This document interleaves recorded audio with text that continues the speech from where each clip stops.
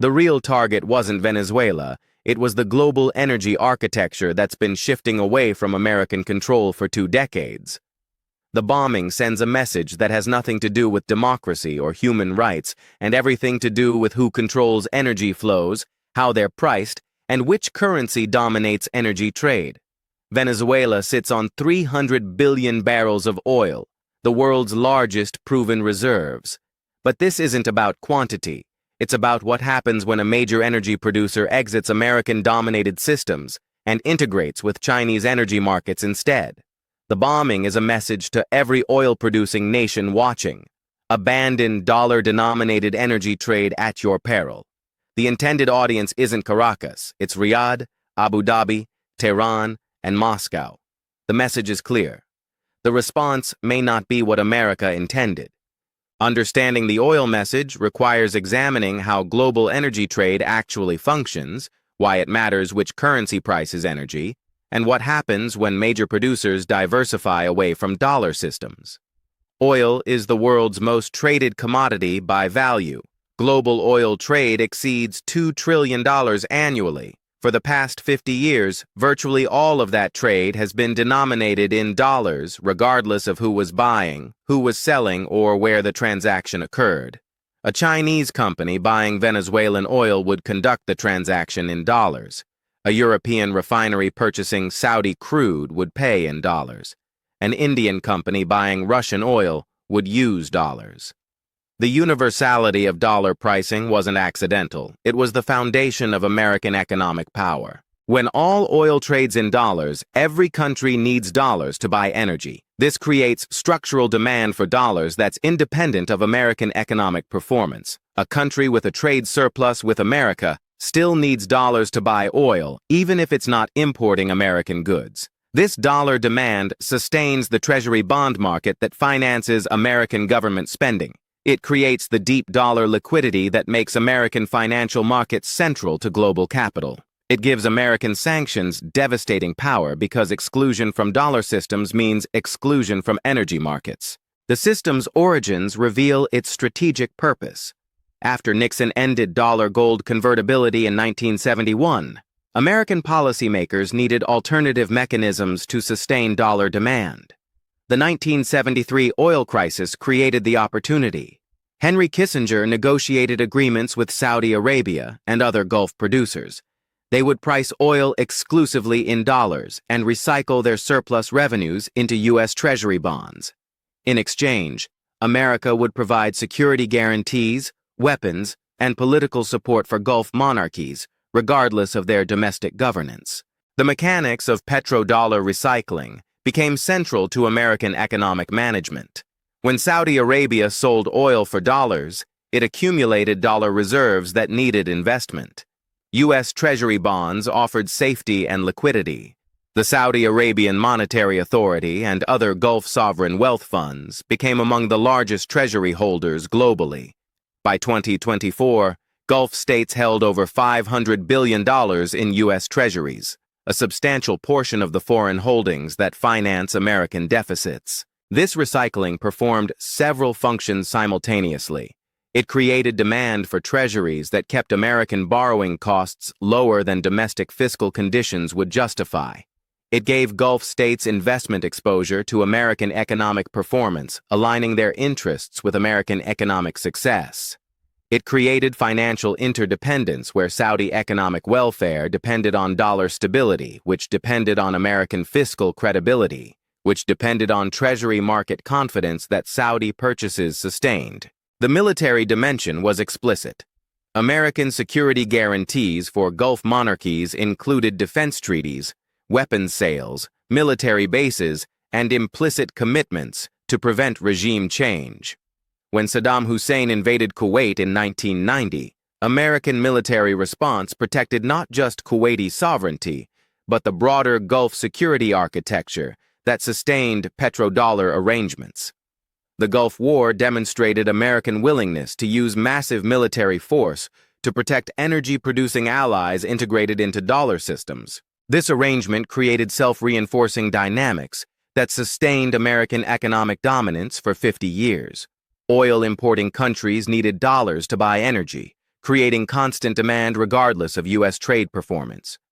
Oil-exporting countries accumulated enormous dollar reserves from sales and invested them in U.S. Treasuries, financing American deficits at artificially low interest rates. The recycling of petrodollars through American financial markets allowed the United States to run persistent current account deficits while maintaining reserve currency status and low borrowing costs. This was the economic foundation of American hegemony. Venezuela's exit from this system attacks the foundation. When Venezuela sells oil to China denominated in yuan, several things happen simultaneously. First, China doesn't need dollars to buy Venezuelan oil, reducing structural dollar demand. Second, Venezuela doesn't accumulate dollars from sales, so it doesn't invest in treasuries, reducing demand for American government debt. Third, the yuan-denominated trade creates yuan liquidity in energy markets that enables other non-dollar transactions. Fourth, it demonstrates that major energy trade can function outside dollar systems, undermining the perception that dollar pricing is inevitable. The quantities involved make this strategically significant. Venezuela produced approximately 800,000 barrels per day in 2024, despite sanctions and economic collapse. At $70 per barrel, that's roughly $20 billion annually in oil revenue. All of it now flows in yuan to China rather than dollars to diversified markets. This isn't economically catastrophic for the dollar system. $20 billion is small relative to global oil trade, but it's the demonstration effect that matters. If Venezuela can sell oil in yuan, why can't Iran? Why can't Russia? Why can't Saudi Arabia? Iran already sells virtually all its oil in yuan due to dollar sanctions exclusion. Iranian oil exports to China, approximately 1.5 million barrels per day, represent another $38 billion annually in non-dollar energy trade. Combined with Venezuela, that's nearly $60 billion in annual oil trade that's exited the dollar system. Russia's shift after 2022 sanctions added another dimension. Russian oil exports to China and India, approximately 3 million barrels per day combined, increasingly settle in yuan and rupees rather than dollars. That's potentially $75 billion more in non-dollar energy trade annually. The cumulative effect approaches $135 billion annually in oil trade that no longer creates dollar demand, no longer generates treasury purchases, no longer sustains the petrodollar system. This is still only about 7% of global oil trade. But the trajectory is what matters. In 2015, virtually 100% of oil trade was dollar-denominated. By 2025, it's closer to 93%. The erosion is accelerating, and the bombing reveals American concern about the trend. The bombing sends multiple messages simultaneously to different audiences. To Venezuela, the message is punishment for exiting dollar systems. To China, it's a warning about the costs of providing alternatives to dollar-dominated energy trade. To other oil producers, it's demonstration that abandoning dollar pricing brings military consequences. To oil consumers, it's a reminder that American military power backs the dollar system. Each audience receives a tailored message, but they're all variations of the same theme. The petrodollar system will be defended by force. Saudi Arabia is the most important audience. Saudi oil production averages 10 million barrels per day, over $250 billion annually at current prices. Saudi commitment to dollar pricing has been absolute since 1973, but that's changing in ways that explain the timing of the Venezuela bombing. Saudi Arabia hasn't abandoned dollar pricing for most oil sales, but it's exploring alternatives in ways that were unthinkable 5 years ago. In 2022, Saudi Arabia began discussing yuan-denominated sales with China. The discussions didn't result in immediate policy changes, but they demonstrated Saudi willingness to consider alternatives. In 2023, Saudi Arabia joined BRICS Plus, an organization explicitly focused on reducing dollar dependence. In 2024, Saudi Arabia established yuan clearing facilities and expanded Chinese bank presence in Riyadh. These aren't dramatic breaks from dollar pricing, but they're systematic preparations for diversification. The strategic logic driving Saudi diversification is straightforward. Over 25% of Saudi oil exports go to China. Pricing those sales in yuan would reduce transaction costs, eliminate currency conversion risk, and align currency exposure with trade flows. It would also reduce Saudi vulnerability to American political pressure by creating dependencies on Chinese, rather than exclusively American partnerships. The economics favor diversification. Only political and security considerations have prevented it. The Venezuela bombing changes Saudi calculations by making explicit what was previously implicit. American military force backs the petrodollar system. Diversifying away from dollar pricing could bring consequences beyond economic retaliation. But the bombing also demonstrates why diversification is necessary. If American power enforces dollar dependence through military force, then dollar dependence is a security vulnerability that Saudi Arabia needs to reduce through alternative partnerships. The Saudi response will likely be accelerated hedging rather than retreat to exclusive dollar pricing. Expect Saudi announcements of expanded yuan trade with China, increased Chinese investment in Saudi infrastructure, and deeper Saudi participation in BRICS Plus institutions. The bombing demonstrated risks of challenging American preferences, but it also validated the security logic that makes those challenges necessary. UAE faces similar calculations with different constraints. UAE oil production is smaller than Saudi Arabia's, approximately 3 million barrels per day. But UAE's role as a financial hub makes it strategically significant for energy currency markets. Dubai and Abu Dhabi have been developing yuan clearing capabilities, hosting Chinese banks, and creating infrastructure for yuan-denominated commodity trade. This positions UAE as the bridge between Gulf energy producers and Asian consumers. The bombing won't stop UAE from pursuing this role because UAE benefits economically from being the yuan hub for energy trade, regardless of American preferences. UAE can serve as the clearing center for yuan oil transactions while maintaining dollar relationships for other commerce. The diversification isn't ideological opposition to dollar systems. It's pragmatic recognition that energy trade is shifting toward Asia and Asian currency systems. Russia's position is clearest because comprehensive sanctions already excluded Russia from dollar systems. Russian oil sales to China and India predominantly use yuan and rupees. The infrastructure for non-dollar energy trade is well developed. Russia has proved that major oil exports can function entirely outside dollar systems. The bombing validates Russian arguments to other oil producers. Dollar dependency creates vulnerability to American political decisions backed by military force. So building alternatives is essential for sovereignty. Iran's complete exclusion from dollar systems through 40 years of sanctions made it the laboratory for alternative energy trade mechanisms. Iranian oil exports to China using yuan settlement, Chinese financing of Iranian energy infrastructure, and bilateral barter arrangements all demonstrate how to operate outside dollar systems. The bombing provides Iran with messaging opportunities to other countries facing American pressure. We proved survival is possible through complete diversification, and the bombing shows partial diversification brings the same military risks as complete diversification. So you might as well go all the way. The technology of energy trade matters because currency diversification requires alternative payment infrastructure. Dollar oil trade operates through established systems, SWIFT messaging, dollar clearing banks, Treasury bond markets for petrodollar recycling.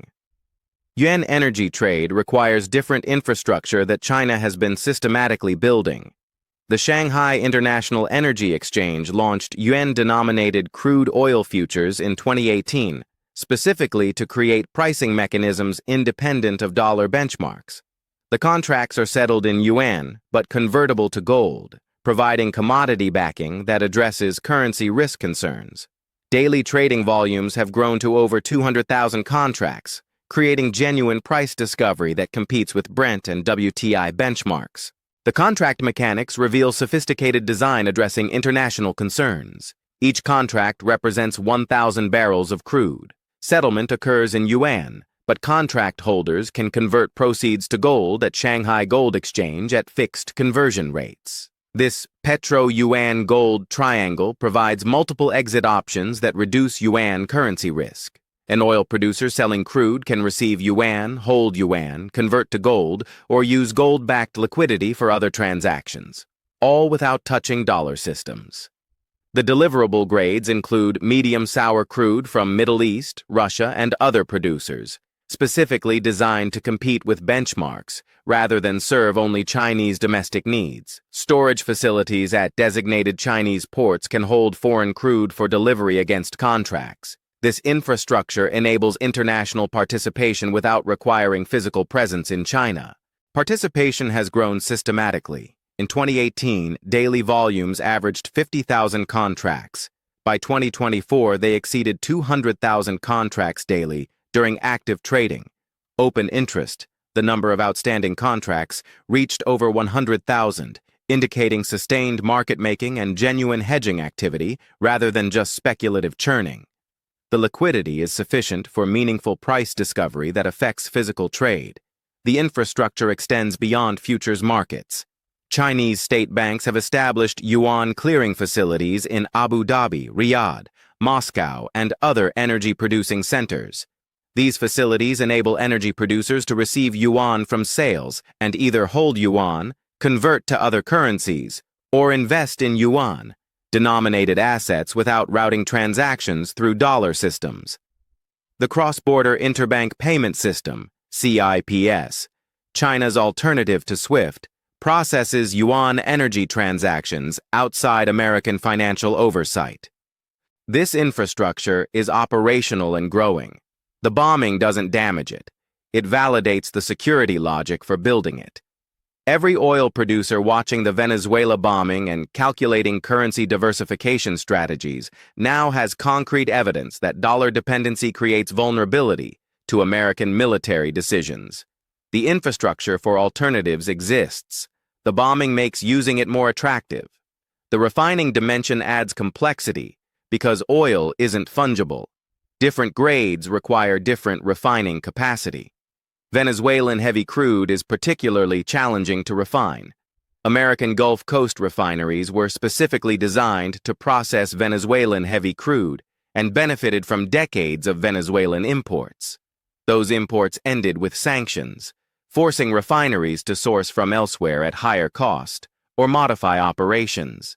Venezuelan heavy crude has API gravity below 22 degrees and high sulfur content exceeding 2.5%.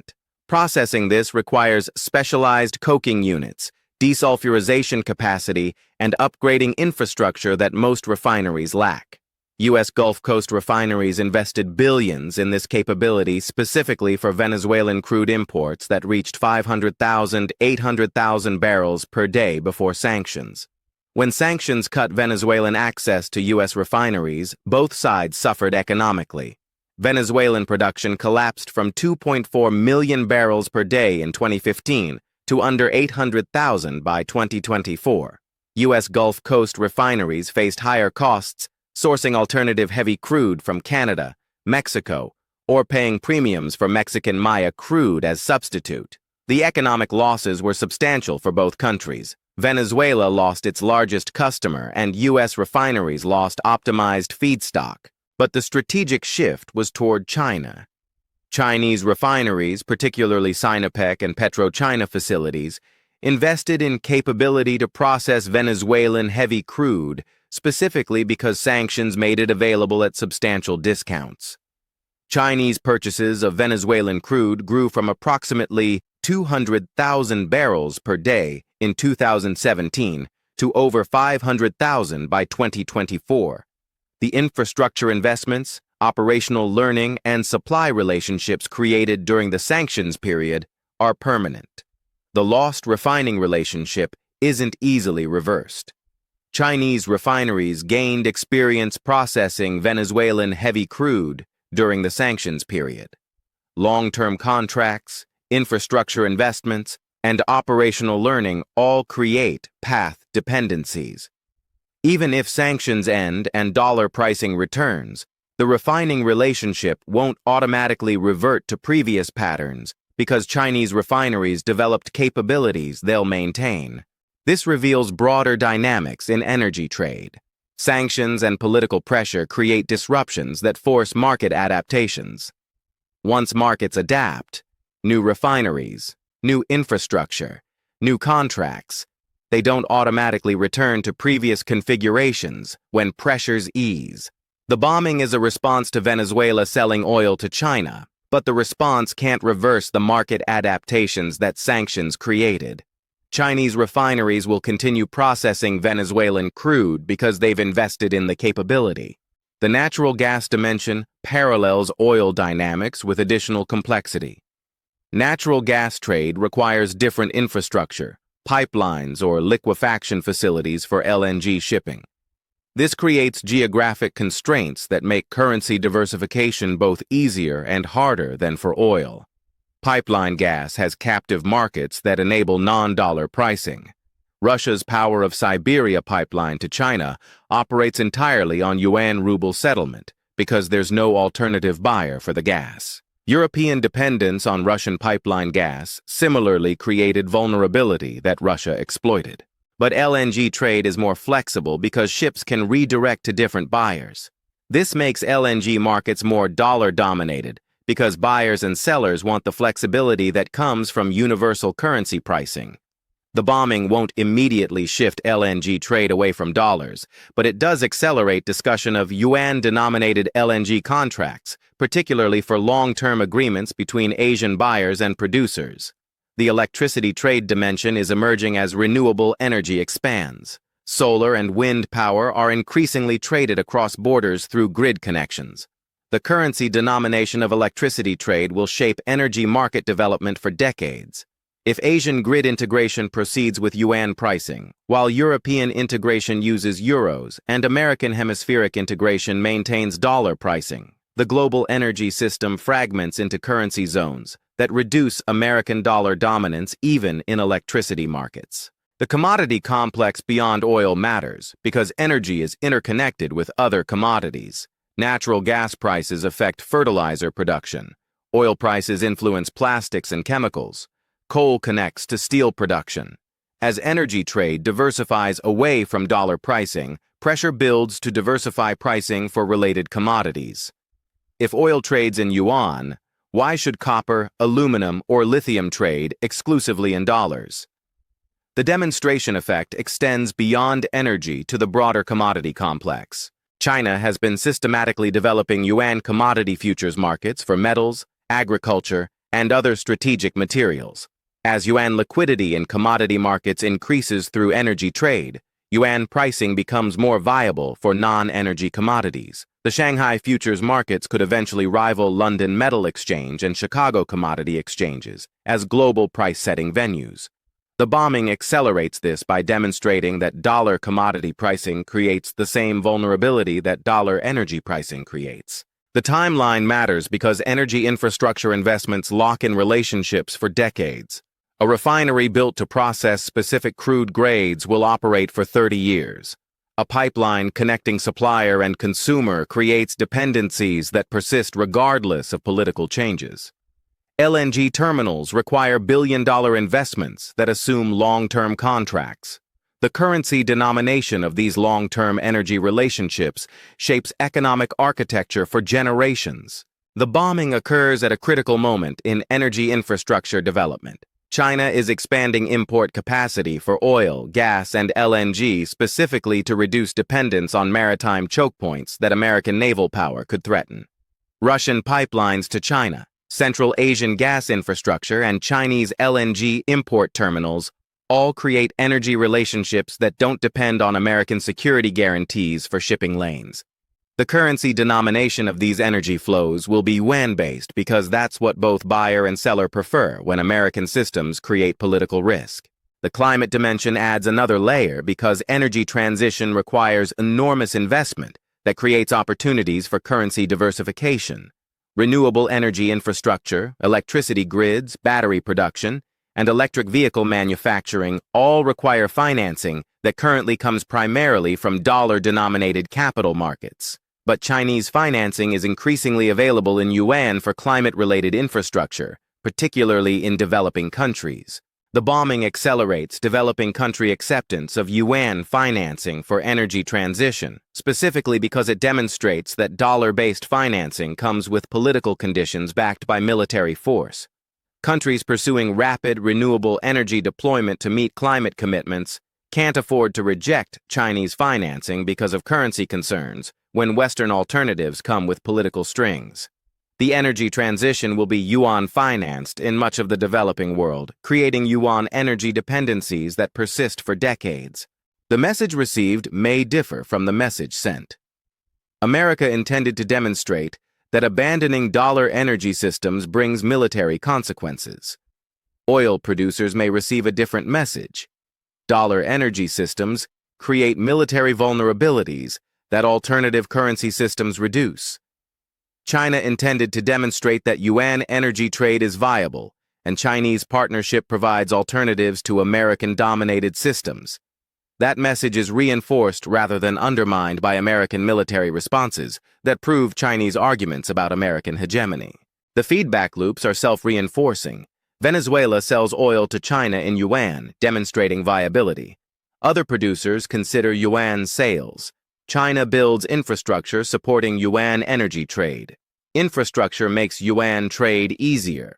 More producers adopt yuan pricing. Yuan liquidity in energy markets increases. Increased liquidity makes yuan more attractive for non-energy commodities. The cycle continues regardless of whether additional American military action occurs. The strategic question is whether American military force can reverse energy market diversification that's driven by economic logic and enabled by Chinese infrastructure. The bombing assumes military pressure changes economic calculations enough to prevent further diversification. The alternative is that military pressure validates the security logic driving diversification and accelerates the trend. The historical parallel to British pound dominance is instructive. Sterling was the global reserve currency and commodity pricing standard through the 19th century and early 20th century. British naval power backed the system, but 2 world wars exhausted British power while demonstrating British limits. The 1956 Suez Crisis revealed that Britain could no longer act independently when America opposed. Sterling's reserve status collapsed over the following 2 decades, not because of single dramatic event, but through accumulated evidence that British power couldn't sustain the economic privileges sterling dominance provided. The dollar faces similar dynamics. American military power is vast, but not unlimited. Using force to defend petrodollar arrangements demonstrates both power and limits simultaneously.